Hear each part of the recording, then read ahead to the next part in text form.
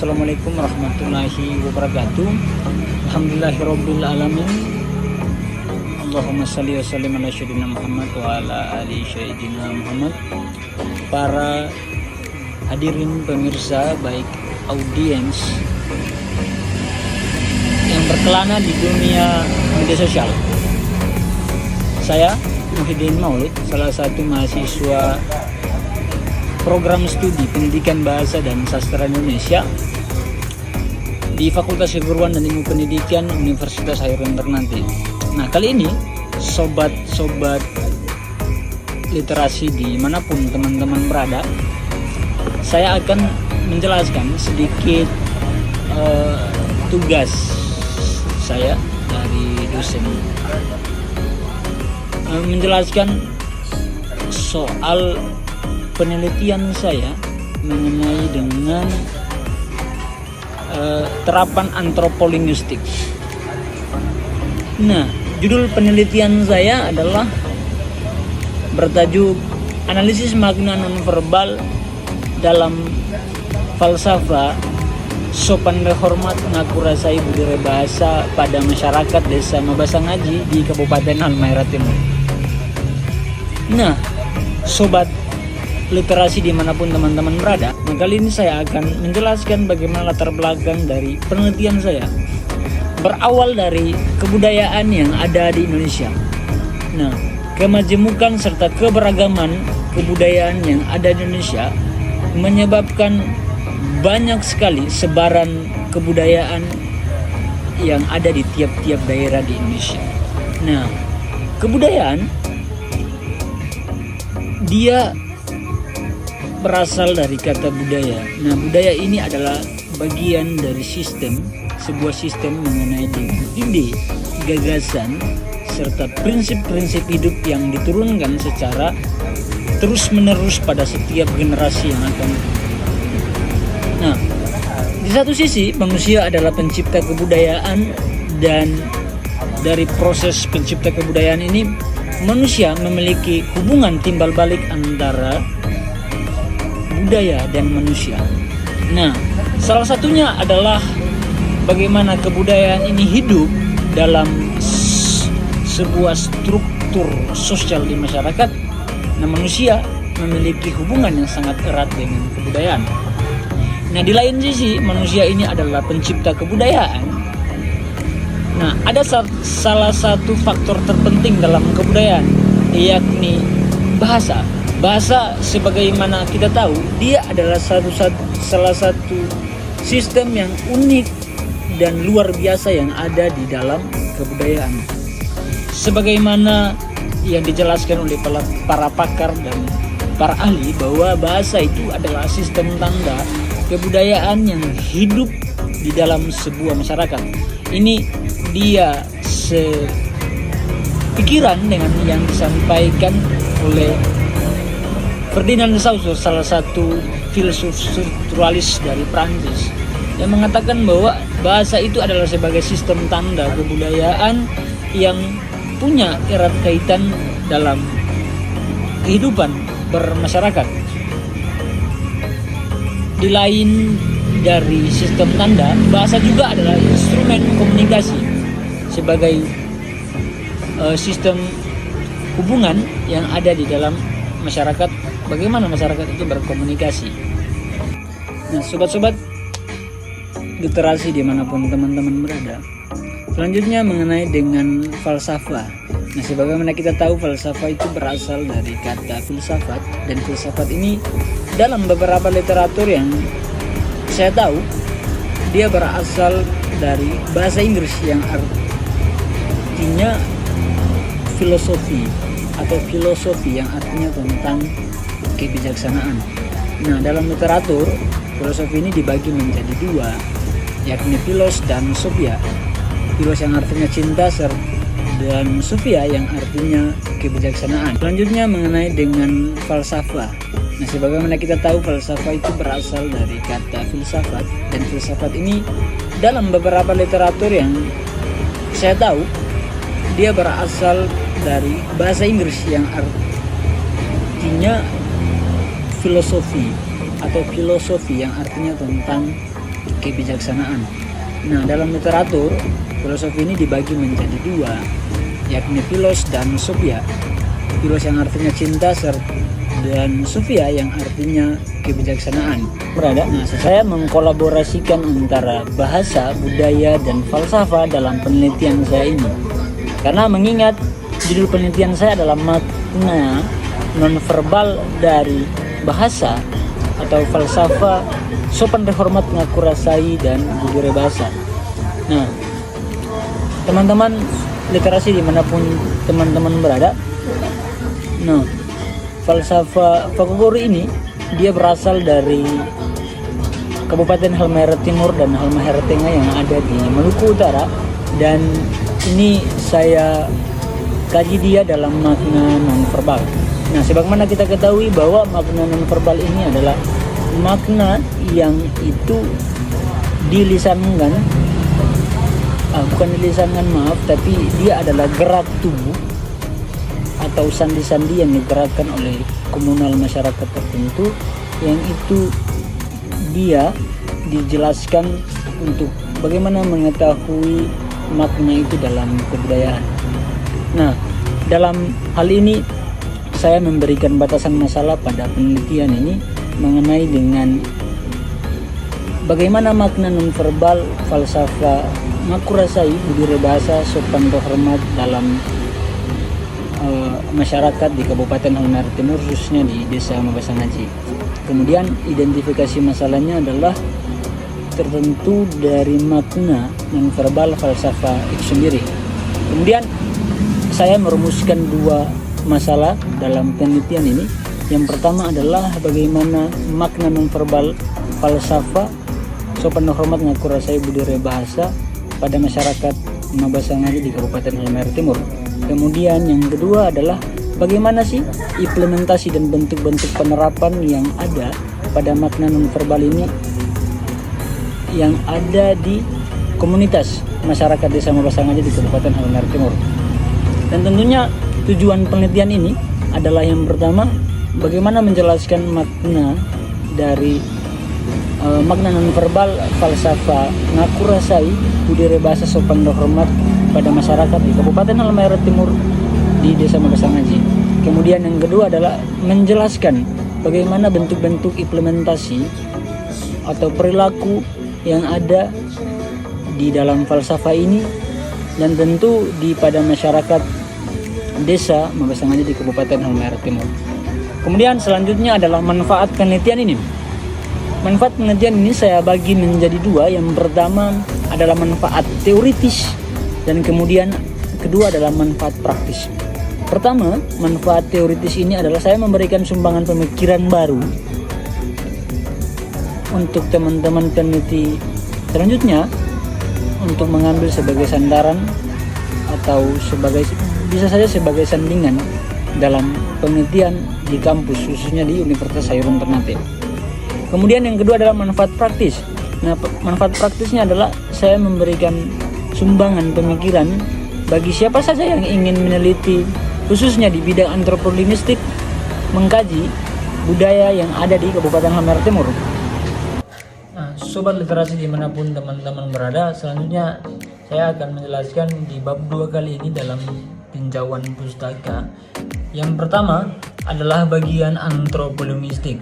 Nah, antropolinguistik secara harfiah didefinisikan sebagai sebuah cabang ilmu yang mempelajari seluk-beluk hubungan antara bahasa dan budaya.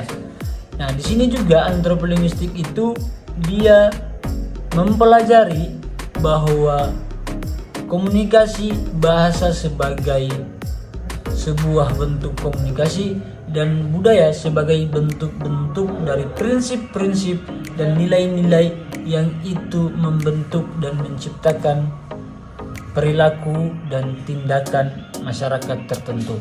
Nah, kemudian yang selanjutnya adalah bagaimana makna nonverbal ini dalam kajian teori. Nah, menurut Peirce, ia mengemukakan bahwa ada beberapa tanda-tanda dalam semiotika. Yang pertama, dia mengemukakan tentang ikon, indeks, dan simbol.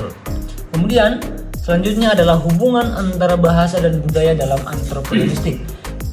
Nah, antropolinguistik sendiri mengkaji penggunaan bahasa dalam kehidupan keseharian. Ya, misalkan dia mengkaji mengenai dengan ujaran dalam interaksi sosial yang terus dilisankan dan dapat diberi makna. Namun, antropolinguistik tidak hanya mempelajari hal itu. Antropolinguistik juga bisa mempelajari bagaimana interaksi sosial yang berbentuk nonverbal atau komunikasi nonverbal. Misalnya tentang raut wajah, senyuman, bahkan gerak tubuh dan bentuk komunikasi nonverbal yang lain dalam kebudayaan yang ada di masyarakat tertentu. Kemudian adalah makna nonverbal dalam konteks sosial.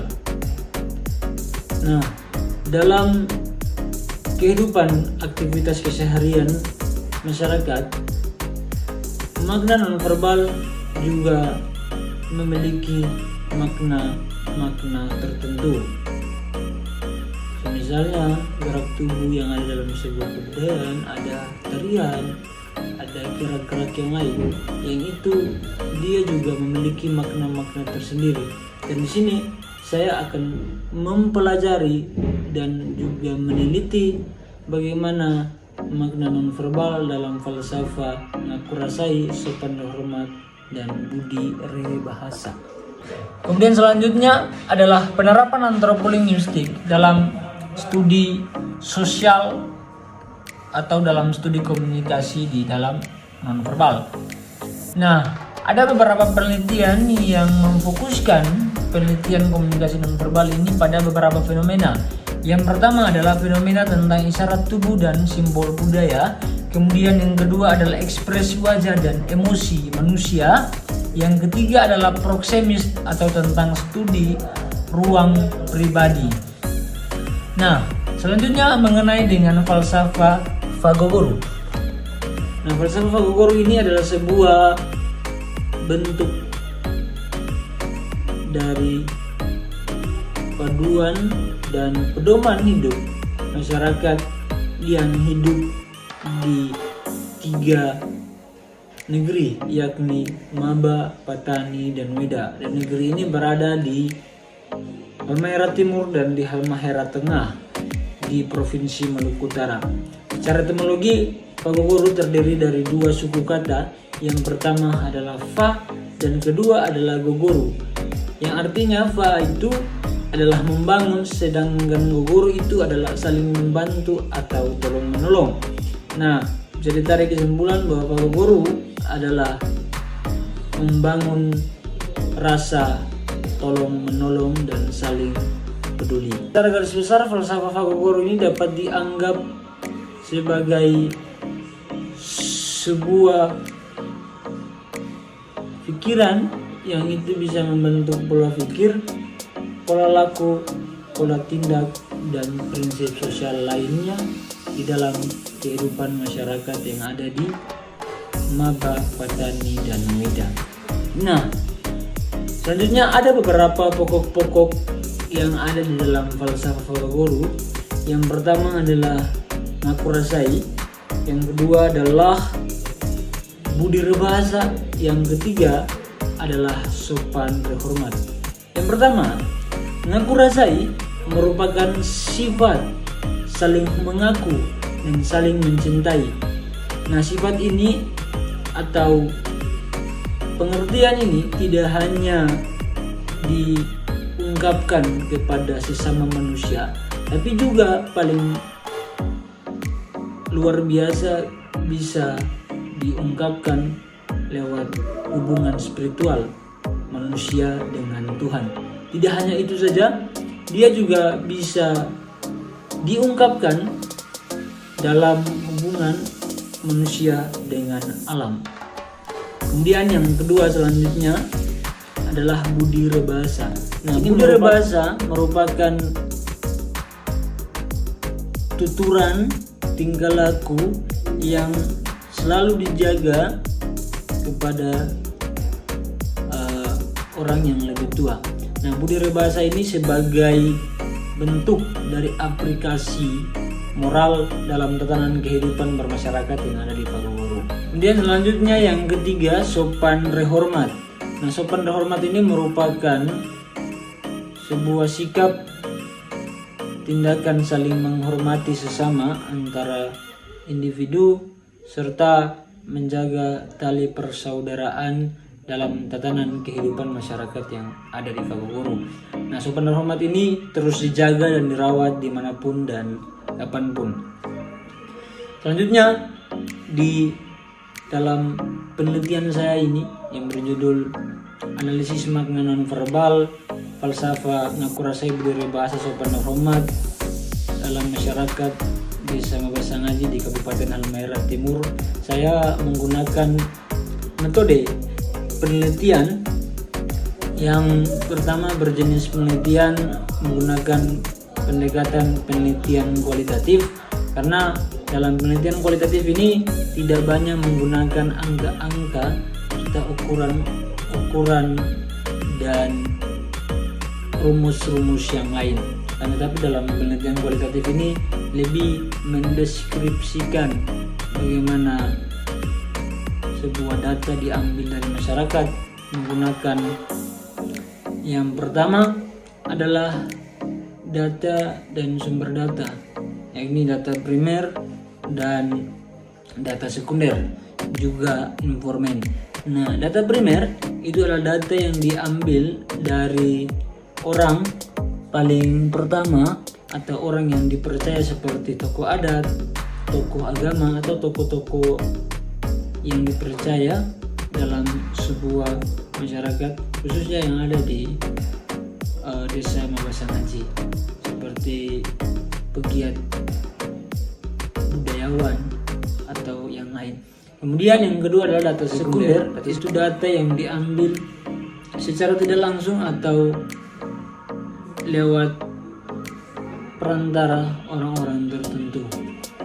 Nah, kemudian tempat dan waktu penelitian. Nah, tempat dan waktu penelitian saya mengambil tempat berlokasi di Desa Mabasangaji, karena Desa Mabasangaji ini adalah sebuah desa yang berada di bawah Kecamatan Kota Maba, khususnya di Kabupaten Halmahera Timur di Provinsi Maluku Utara. Kemudian waktu penelitian saya akan berupaya melakukan penelitian ini di akhir Januari hingga Februari hingga pada Maret. Kemudian selanjutnya adalah teknik pengumpulan data. Nah, di dalam teknik pengumpulan data ini saya menggunakan yang pertama teknik observasi, wawancara, simak, libat, dan cakap. Kemudian saya menggunakan teknik rekam catat serta dokumentasi. Kemudian selanjutnya saya menganalisis data lewat reduksi data, penyajian data, serta verifikasi, dan terakhir saya mengambil penarikan kesimpulan. Nah, itulah teman-teman hasil proposal saya mengenai dengan judul Analisis Makna Nonverbal dalam Falsafah Ngakurasai Budaya Bahasa Sopan Hormat di Desa Mabasangaji, Kabupaten Halmahera Timur. Demikian, semoga apa yang saya sampaikan ini bisa menjadi sebuah hikmah dan pembelajaran baru bagi siapa saja yang ingin meneliti dan ingin mempelajari mengenai dengan budaya, khususnya di bidang antropologistik.